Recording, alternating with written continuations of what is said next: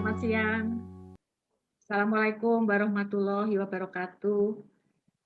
Yang kami hormati Bapak Menko Perekonomian, Profesor Erlangga Hartarto, Bapak Rektor, Profesor Panut, Ketua Kagama, Nun. Pak Ganjar, dan semua teman-teman agama yang saya cintai.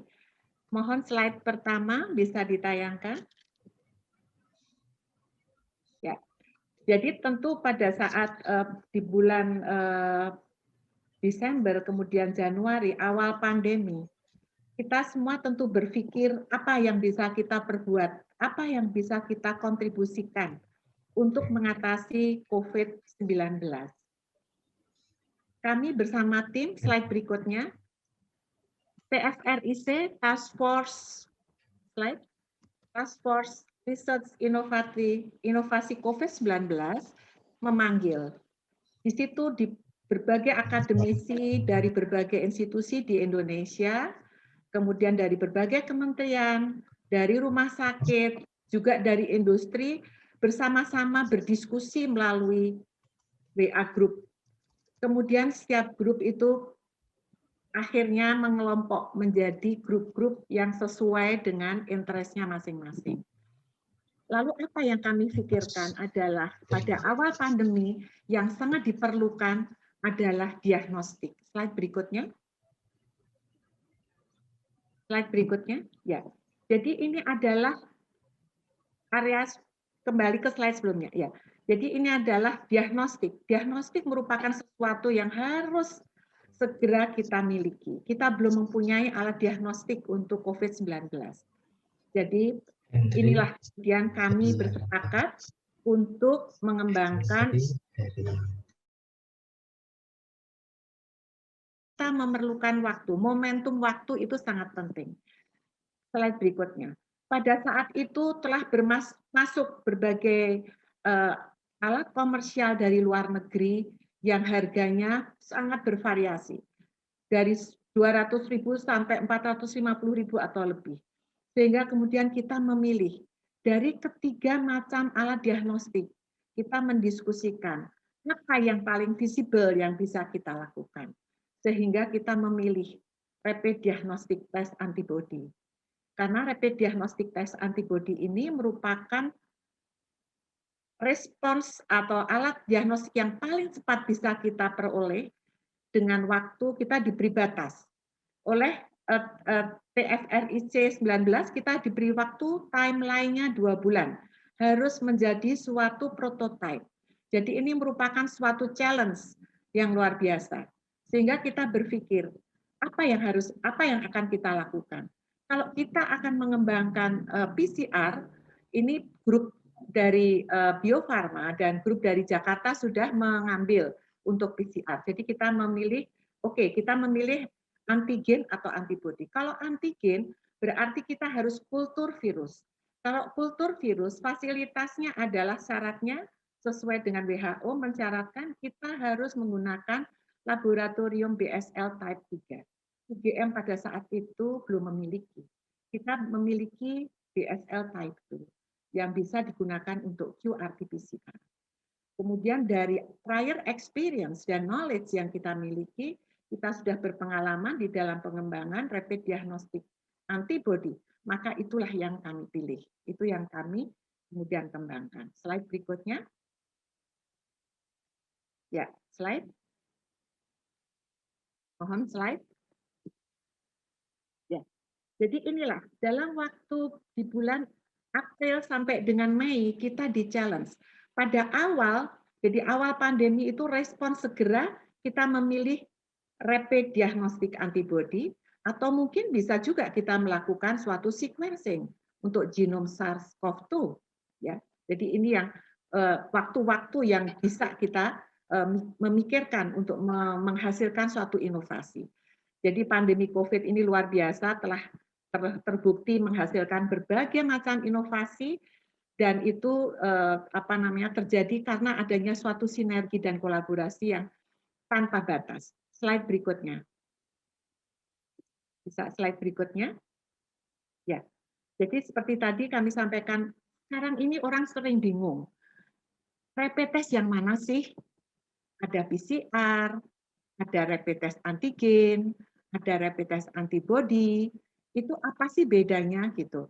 Jadi sebetulnya kalau untuk diagnostik dari virus itu sendiri, kita bisa menggunakan PCR untuk mengetes genetik material dari virus, mengetes RNA virus, atau mengetes protein dari virus. Itu adalah rapid test antigen.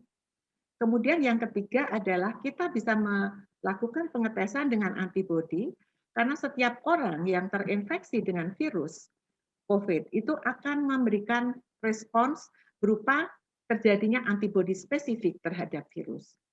Jadi ini yang nomor 3, inilah yang kita ambil karena adanya fasilitas, kapasitas yang kita miliki di UGM. Dan pada saat itu pun di dunia, rapid test antigen itu belum ada. Yang ada beredar adalah rapid test antibody yang juga masuk ke Indonesia luar biasa ratusan dengan variasi harga dan juga variasi kualitas. Mulai dari yang tidak sensitif, yang spesifisitas sensitivitas rendah sampai yang sangat bagus. Inilah adalah challenge untuk kita. Dan salah satu yang kita pikirkan mengapa antibodi ini kita pilih adalah karena antibodi ini bisa dilakukan di point of care, yaitu di puskesmas atau dimanapun itu bisa dilakukan. Sementara PCR harus digunakan di laboratorium dengan menggunakan BSL type 2 yang itu tidak dimiliki, tidak banyak yang memiliki, dan antigen itu juga harus memerlukan suatu alat untuk pengembangannya, sehingga itu yang kami pilih. Slide berikutnya. Ya, jadi ini adalah tim pengembang dari UGM, adalah kami sendiri bersama Profesor Triwibawa dari bagian mikrobiologi, kemudian dari Erlangga itu ada Profesor Vedik dan Profesor Cita Rosita Prakuswo, spesialis kulit kelamin, kemudian dari BPPT, karena ini adalah grant dari BPPT, di situ ada koordinator yaitu Bapak Irfan Faisal, PhD, kemudian dari industri kita sudah berkolaborasi sejak awal, yaitu dengan Profesor Mulyanto, beliau juga alumni UGM, menjadi ketua laboratorium hepatika, yang kemudian juga mengajak laboratorium diagnostik yang di bawahnya yaitu ProLine, Prodia Diagnostic Line. Yuk, slide berikutnya. Nah, jadi 2 bulan, apa yang bisa kita lakukan? Sehingga kita lalu membuat, karena ini merupakan sesuatu yang sudah prior experience yang sudah kita miliki. Maka kita sebelum ada kita tanda tangan kontrak penelitian, kita sudah memesan. Kita sudah memesan bahan-bahan dan kita sudah segera mempersiapkan, mendiskusikan. Dan antigen yang kita pilih adalah antigen yang paling antigenik, yang paling antigen itu yang paling kuat ya untuk bisa memacu sistem imun dari COVID-19 yaitu antigen S. Dan antigen S itu terpaksa harus kita pesan dari luar negeri karena kita tidak memiliki fasilitas untuk mengisolasi antigen S itu karena BSL-3. Tapi alhamdulillah insya Allah nanti sebentar lagi laboratorium yang baru sudah memiliki itu. Nah, kami alhamdulillah tadi Pak Erlangga juga menyatakan bahwa didukung semua proses-proses untuk mendatangkan bahan dan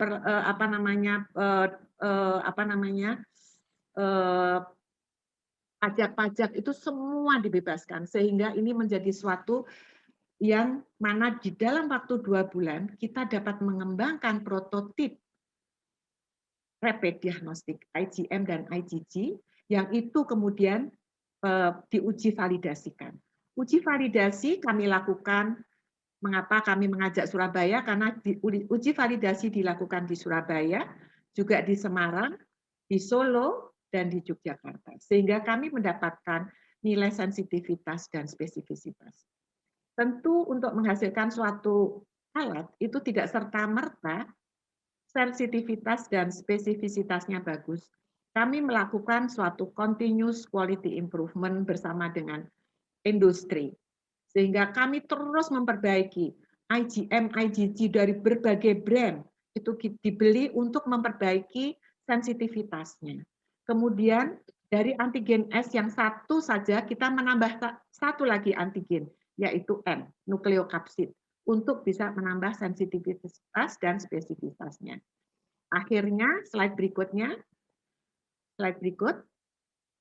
Ya, ya, jadi ini adalah keunggulannya, adalah simple, mudah, tanpa alat, bisa dipakai di mana saja. Ini adalah gambaran virus. Kemudian antigen itu yang runcing-runcing itu adalah S antigen yang kita pilih untuk dipakai untuk mengembangkan antibody, rapid antibody ini. Kemudian yang kuning-kuning di luarnya itu adalah antibody yang akan kemudian diikat, akan mengikat bagian S dari virus itu sehingga virus itu dinetralisasikan. Itu adalah mekanisme kerjanya. Murah, dapat dilakukan dimanapun dan di siapapun, dan ini dapat dipakai untuk tracing, seperti tadi Pak Hartarto katakan. Selain untuk diagnostik bahwa dia telah terinfeksi, tapi dia juga bisa dipakai untuk tracing dan bisa dipakai untuk melihat transmisi virus. Dan bila kita bisa menggunakan itu di populasi, kita bisa mendapatkan gambaran herd immunity, dan itu bisa dipakai untuk membantu di dalam penentuan kebijakan dari decision making policy. Slide berikutnya. Jadi ini adalah gambarannya seperti ini. Dan di akhir kami selalu mengujikan kepada Litbangkes dengan catatan persyaratan Litbangkes, sensitivitas dan spesifisitasnya harus lebih dari 95%, yang itu pun tidak mudah dan kami terus berusaha ya. Jadi tapi ini sudah diizinkan untuk beredar. Slide berikutnya diedarkan. Slide berikutnya. Dan alhamdulillah pada tanggal 22 Juni produk kami merupakan termasuk produk yang pertama selesai yang diberi waktu timeline 2 bulan itu, telah di-endorse oleh Presiden dan di launching, dan selanjutnya kami mendapatkan nomor izin edar. Slide berikutnya. Ya, kemudian kami juga mendaftarkan untuk mendapatkan list, dimasukkan di dalam list e-katalog inovasi. Alhamdulillah. Sekarang dalam proses paten. Slide berikutnya. Ya. Kemudian sekarang kami tentu di-challenge mengenai harga. Sebetulnya harga produksi itu hanya Rp50.000. Tetapi kemudian dari industri dengan melihat kenaik turunan kesulitan mendapatkan bahan dan sebagainya, maka harus terpaksa menjual dengan harga Rp75.000. Pada saat harga itu dirilis, terjadilah kehebohan nasional. Karena tidak ada satupun rapid test yang harganya tuh kurang dari 100.000. Jadi semua ribut karena semua harganya itu di atas 100.000, 250.000. Jadi semua itu harganya menjadi, waduh, terjadi sesuatu yang akhirnya semua turun harganya menjadi, dan itu ditentukan oleh pemerintah sekarang tidak boleh lebih dari Rp100.000 kalau nggak salah gitu ya. Ya, slide berikutnya. Alat ini kemudian sudah didifusikan ke Makassar, sekian ribu, ke Makassar, ke Malang, ke Banyumas, ke Yogyakarta, dan juga ke Bali. Dan kami pada saat ini menunggu hasil dari gambaran dari apa yang dilakukan hasil difusi itu, tetapi sudah mendapatkan hasil post surveillance marketing yang semuanya menyatakan bahwa alat ini mudah digunakan, walaupun ada sedikit masukan, tetapi hampir 89% mengatakan bahwa alat ini nyaman untuk digunakan dan mudah penggunaannya. Tetapi poinnya adalah serosurvey. Indonesia belum memiliki kurva epidemiologi, dan application tentang serosurvey COVID itu yang sangat penting itu juga masih sangat sedikit. Alhamdulillah, Ibu Dekan Fakultas Kedokteran, slide berikutnya. Slide berikutnya. Slide. Ibu Dekan Fakultas Kedokteran UGM bersama dengan tim dari Public Health lalu melakukan suatu action research untuk melihat preliminary serosurvey di Kabupaten Sleman, bekerja sama dengan Dinkes. Di dilakukan di 25 puskesmas untuk 1.300, lebih dari 1.300 tenaga kesehatan, kemudian juga masyarakat umum lebih dari 1.000 di wilayah Puskesmas Melati 1 dan Melati 2. Bagi yang positif, kemudian dilakukan swab gratis untuk kemudian dilakukan follow up selanjutnya. Jadi metodenya adalah metode aktif partisipatori, artinya semua diajak berserta di dalam pelaksanaan dari action zero survey ini, action research ini. Dari hasil itu diperoleh bahwa ternyata dari 1.331 nakes tadi, 21,2% IgM-nya reaktif, kemudian IgG reaktif 0,15, sementara di masyarakat 5, sekian %. Itu artinya apa? Artinya tenaga kesehatan itu lalu memahami bahwa mereka itu yang reaktif tentu harus dilakukan swab gratis, kemudian dilakukan follow up, sehingga mereka semua bekerja merasa aman dan tenang. Dan masyarakat pun demikian, tidak ada rasa takut untuk dilakukan pemeriksaan rapid test, karena pada awalnya itu rapid test itu takut, semua takut, karena takut ketahuan kalau mereka itu positif. Padahal dengan positif itu, dengan vaksinasi, program vaksinasi itu melihat bahwa positivitas hanya 21,2%, artinya herd immunity itu belum tercapai. Apalagi IgG 0,15, masih jauh. Artinya memang betul masyarakat kita itu memerlukan vaksinasi. Ya. Slide berikutnya. Jadi ini adalah gambarannya. Yang merah adalah yang positif, daerah-daerah mana di puskesmas tersebut. Ya.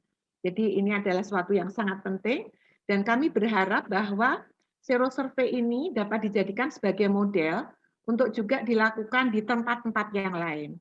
Sehingga kita bisa mendapatkan gambaran tenaga kesehatan ini merupakan ujung tombak.